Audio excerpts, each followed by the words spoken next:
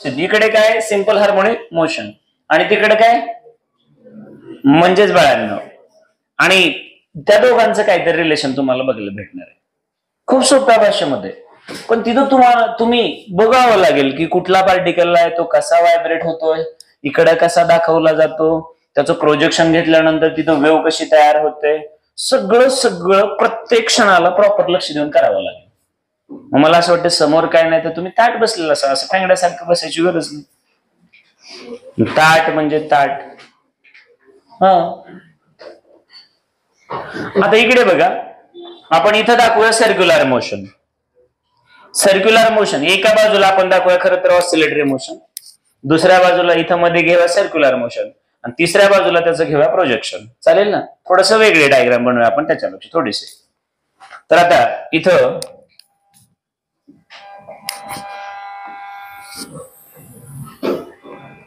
हे सर्कल दाखवलं आणि हे सेंटर दाखवलं. आता हे सेंटर ना मी एक सेंटर मधून एक रेफरन्स लाईन दाखवायचा प्रयत्न करतोय.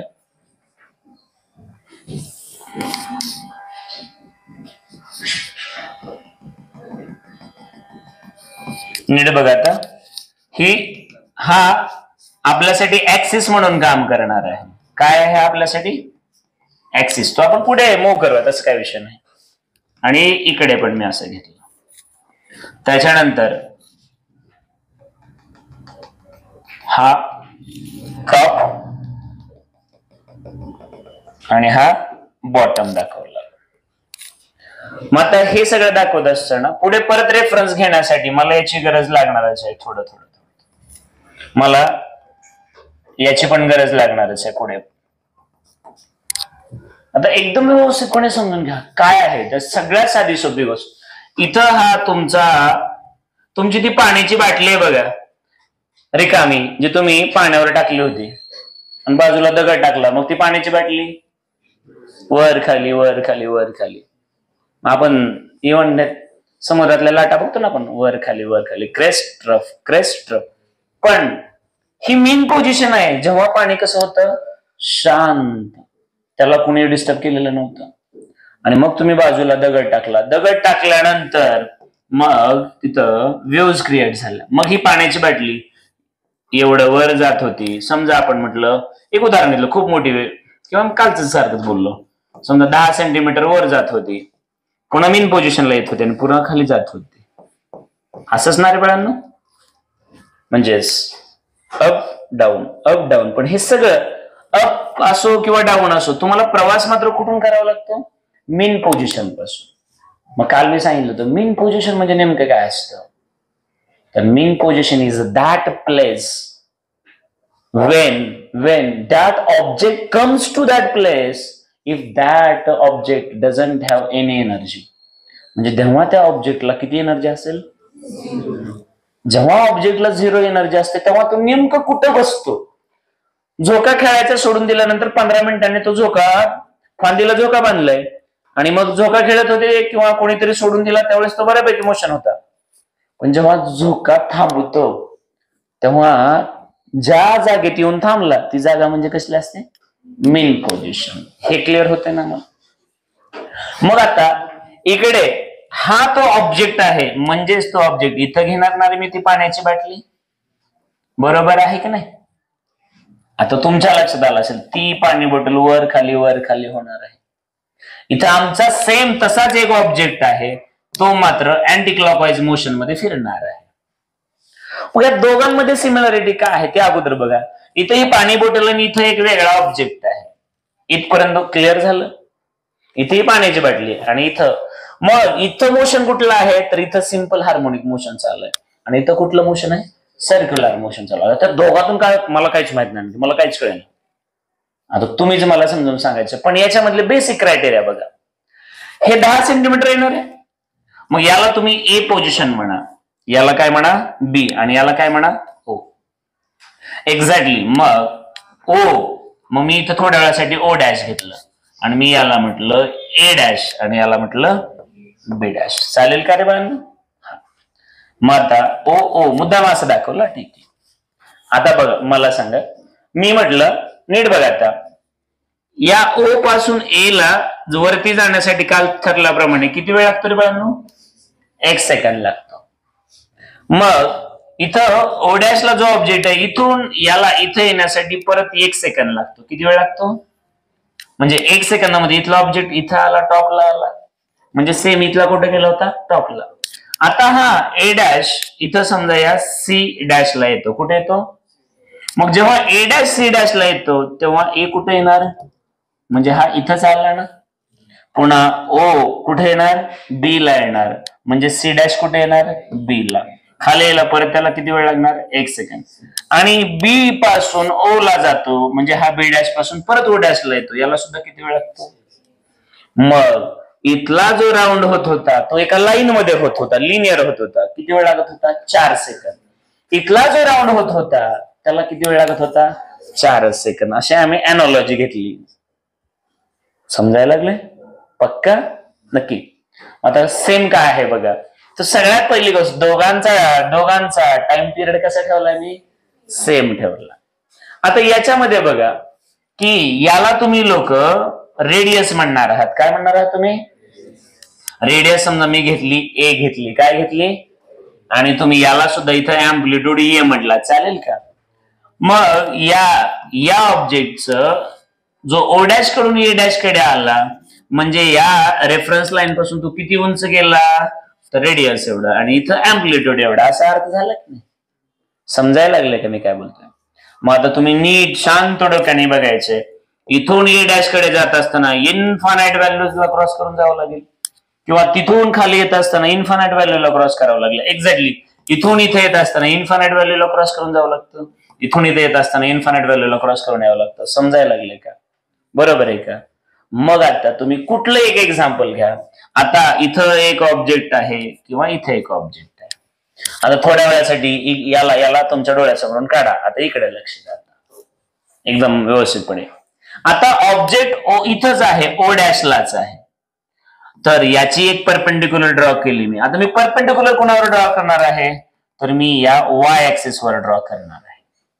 का वाय ऍक्सिस वर ड्रॉ करणार आहे? कारण वाय ऍक्सिस वरती मला अँप्लिट्यूड भेटणार आहे असं इमॅजिन करतो. मग आता इकडे वाय ऍक्सिस आहे ना, इथं वाय ऍक्सिस, हाच वाय ऍक्सिस उचलून इथं आणला असं इमॅजिन करा. मग हा वर जायला जेवढा वेळ लागतो तेवढाच वेळ इथं पण लागायला ना. हा, मग याला बाजूला काढा थोड्या वेळासाठी. आता नीट बघा. आता याचा प्रवास सुरू झाला. इनिशियली T0 ला कुठं आहे? ओ डॅश ला आहे, म्हणजे इथं आहे. आता गाडी स्टार्ट झाली तो पळतोय, पण स्पीड कशी आहे? युनिफॉर्म. स्पीड कशी आहे? कारण आपलं मोशन कसं आहे? Uniform circular motion. बरोबर आहे ना? आता इमॅजिन करा की याची अँग्युलर व्हेलॉसिटी ओमेगा आहे. कसली व्हेलॉसिटी? Angular velocity. सुरुवातीला तो इथं आहे, अँग्युलर व्हेलॉसिटी एवढी आहे. तर आफ्टर सम टाइम, थोड्या वेळानंतर तो तिथंच असेल का ती जागा सोडून कुठेतरी गेला असेल? तिथंच असेल का जागा बदलली असेल? नक्की जागा बदलली. बरोबर आहे ना? अरे इनिशियली तो इथं होता T0 ला, आता काहीतरी वेळ 2 सेकंद, अर्धा सेकंद गेला. किती सेकंद झाला? अर्धा. तर तो इथंच असेल का? नाही. इथं असेल का? नाही. मध्ये कुठेतरी असेल ना. इमॅजिन करा की तो आमचा इथंच आला. म्हणजेच तो समजा कुठं आला? तर इथं डी ला आला. कुठं आला? होता कुठं? ओ डॅशला. गेला कुठं? हा. मग आता टी एवढ्या टायमिंग मध्ये तो नेमकं किती कुठं पोहोचला? तर आमच्या लक्षात येतं theta is equal to omega T. म्हणजे या ऑब्जेक्टनं जेव्हा डी ला पोहोचला तेव्हा नक्कीच इथं काय कव्हर केलेलं आहे? तर थीटा एवढं अँग्युलर डिस्प्लेसमेंट कव्हर केलेलं, असा अर्थ झाला ना. पण मुद्दा आमचा हा आहे की इथं तुम्ही अँग्युलर सांगायला लागलात, आम्हाला हे सांगा किती या पोझिशन पासून किती वर गेला किंवा किती खाली गेला. बरोबर आहे ना? कारण आमचं काय चालू आहे? ऑसिलेशन चालू आहे. ऑसिलेशन मध्ये एका पॉइंट पासून पुढे किंवा माग, वर किंवा खाली. मग आता काय करायचं? तर तो ज्या ठिकाणी पोहोचलेला आहे तिथून तुम्हाला याच्यावर काय घ्यावं लागेल? त्याचं प्रोजेक्शन. बरोबर आहे का? त्याच्यावर काय ड्रॉ करायची? परपेंडिक्युलर. असं म्हणलं तर चालेल ना? कळलं का? मग आता समजा तो इथं पोहोचला, मग याला आपण म्हटलं काहीतरी नाव देऊया, याला पी म्हणूया, चालेल का? ओपी म्हणूया आपण, आणि याला डी म्हटलं. तर आता तुम्ही मला सांगा अर्ध्या सेकंदामध्ये तो कुठं पोहोचलाय? या रस्त्याने तर तो पोहोचला डी ला पोहोचला. याचा अर्थ तो या पोझिशन पासून त्याचं अँप्लिट्यूड किती झालं, ओपी झालं. बरोबर आहे की नाही? म्हणजेच बाळांनो, मी जर हे इकडून असं दाखवलं असतं तर अर्ध्या सेकंदात तो इथं आला असता, त्याचा अर्थ झाला असता. बरोबर आहे की नाही? आणखी अर्ध्या सेकंदात तो इथं पोहोचेल ना, इथून प्रोजेक्शन काढलं तर तो इथं आला असेल ना. मग परत अर्ध्या सेकंदानंतर समजा तो इथं आला, तर मी खरं तर इथं थोडस ड्रॉ करायला पाहिजे असो, मग तो परत येईल ना, परत अर्ध्या सेकंदात जागेवर येईल ना, म्हणजेच तो इथून इथं येईल ना. म्हणजे तुमच्या लक्षात येईल असेल की सर्क्युलर मोशनचं जे प्रोजेक्शन आहे, प्रोजेक्शन ते कशावर होत आहे, तर या वाय वरती. आणि वाय वरती मला काय मिळतंय, परत मी सांगतो. मला सांगा, सर्कम्फरन्स वरती काय चालू आहे, सर्क्युलर मोशन.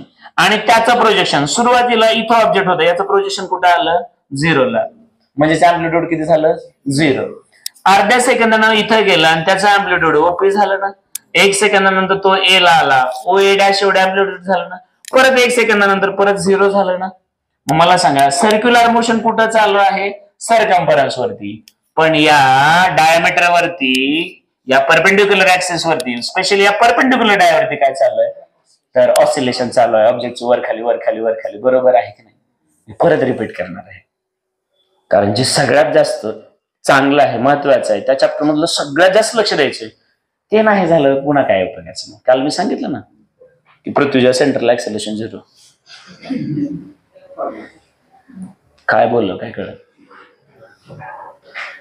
मला सांगा, मी परत रिपीट बोलतोय थोड्या वेळासाठी.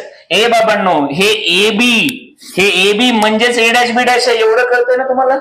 हे सेपरेट दाखवलं मी, हे म्हणजेच हे आहे ना, कळतंय का? हा. मग आता तुमचा ऑब्जेक्ट इथं ओ डॅश ला आहे, तेव्हा ओ ला इथं आहे ना. एका सेकंदात हा इथं पोहोचला, तेव्हा हा इथंच पोहोचलाय ना.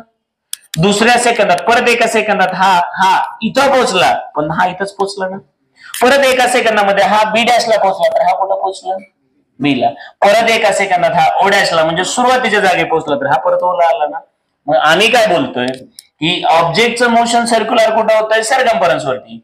पण त्याच्या प्रोजेक्शनचं, त्याच्या परपेंडिक्युलरचं मोशन आम्हाला काय दाखवतोय, ऑसिलेशन. हे क्लिअर होत आहे का? म्हणजे एकाच वेळी मी किती मोशन दाखवतोय, 2. एक मोशन कशावरती, सर्कम्फरन्स वरती. आणि त्याचं प्रोजेक्शन, त्याने ड्रॉ केलेली परपेंडिक्युलर कशावर दाखवतोय, तर या परपेंडिक्युलर डायमीटर वरती. त्याच्यावरती पोझिशन म्हणजेच काय आहे, ऑसिलेशन आहे. क्लिअर आहे का? समजलंय का नक्की? इक्वेशन कसे बनतात, त्यासाठी कुठले लॉजिक वापरलं जातं हे समजून घ्या. मग आता याला थोडस आपण इकडे मूव्ह करूया, याची गरज संपली. आता इथं आणूया. आता एकदम व्यवस्थितपणे बघा. आता सुरुवात रेफरन्स पासून इथून केली समजा मी सुरुवात, म्हणजे ऑब्जेक्ट कुठं आहे तुमचा, तर ओ डॅश ला आहे. बरोबर आहे का? कुठे आहे, ओ डॅश ला. मग आता इकडे हे दाखवलं होतं आम्ही, एका सेकंदात इथं जातो. मग आम्ही असं दाखवलं याच्यामध्ये. नीट बघा. आता आमचा ऑब्जेक्ट इथं 1 सेकंद, 2 सेकंद, 3 सेकंद आणि 4 सेकंद. मी तुम्हाला सांगितलं होतं आपण हा पुढे ऍरो देतोय, याचा अर्थ इन्फिनिटी पर्यंत त्याला मी ड्रॉ करू शकतो, असा अर्थ झाला ना त्याचा. मग नीट बघा. आता एकदम व्यवस्थितपणे बघा. इथं 1 second, 2 second, 3 second, 4 second. Time मी कशामध्ये घेतलेला आहे, सेकंदामध्ये. मग इनिशियली कुठं आहात तुम्ही, तर तुम्ही ओ ला आहात. बरोबर आहे का? आणि जेव्हा 1 सेकंद होतो तेव्हा तुम्ही कुठे पोहोचला, ए डॅश ला. म्हणजे तुमचं डिस्प्लेसमेंट किती होतं मीन पोझिशन पासून, मॅक्झिमम ना. म्हणजे एका सेकंदाला तुम्ही कुठं पोहोचलात, मॅक्झिमम. परत एका सेकंदानंतर तुम्ही कुठं आलात, जागेवर. म्हणजे तुम्ही इथं आलात 2 सेकंदाला. पुन्हा 3ऱ्या सेकंदाला तुम्ही बॉटमला आलात, तर इथं तुम्ही बॉटमला आलात. आणि 4थ्या सेकंदाला पुणे तुम्ही जागेवर, म्हणजे इथं तुम्ही जागेवर आलात. तर बाळांनो, तुम्ही मला सांगा, तुमचं मोशन सेम हे घडायला पाहिजे ना रे बाळांनो. बरोबर आहे का? मग जेव्हा 1 सेकंद झाला तेव्हा तुम्ही मध्ये कुठं तर आला होतात ना. म्हणून तुम्ही आता इथून हे प्रोजेक्शन टाकायला पाहिजे, म्हणजे तुम्ही इथं कुठं तर आलात, म्हणजे याच्यावर आलात. बरोबर आहे का? बरोबर आहे का? तुम्हाला समजतंय का हे नेमकं काय आहे ते? मग एकाच वेळी तुम्ही किती ठिकाणी मूव्ह होताय तुम्हाला समजतंय का? तुम्ही आहात त्याच ठिकाणी, पण दाखवायची पद्धत कशी आहे समजते का? मग तुम्ही मला सांगा, 1 राऊंड मारून तुम्ही इथं आलात, म्हणजे परत इथं आलात. आता पुढच्या राऊंडला जायला परत तुम्ही फ्री झालात. बरोबर आहे की नाही? मग तुमचा परत पुढचा राऊंड जर आम्ही असाच ड्रॉ करायचं ठरवलं, तर परत 1 सेकंद, 2 सेकंद 3 सेकंद समजा 4 सेकंद असा जर आपण दाखवला तर परत तुम्ही या केसला इथं तुम्हाला असं दाखवावं लागणार आहे आणि इथं मॅक्झिमम मला असं दाखवावं लागणार ना. मग इथं किती राऊंड दाखवले मी? 2 राऊंड दाखवले. मग तेच 2 राऊंड मला इथे असे दाखवता येतील. 1च मिनिट. आता हे सगळं एकत्र आणतो. आता हे परत एकत्र घेतो.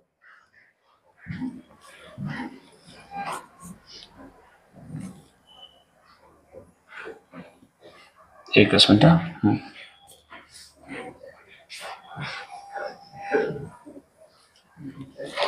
टेक्नॉलॉजी आहे, कधी तर त्रास देणारच आहे, त्याचा काय विषय. मग आता नीट बघा. इथं याने 1 राऊंड मारला तेव्हा याने पण 1च राऊंड मारला ना.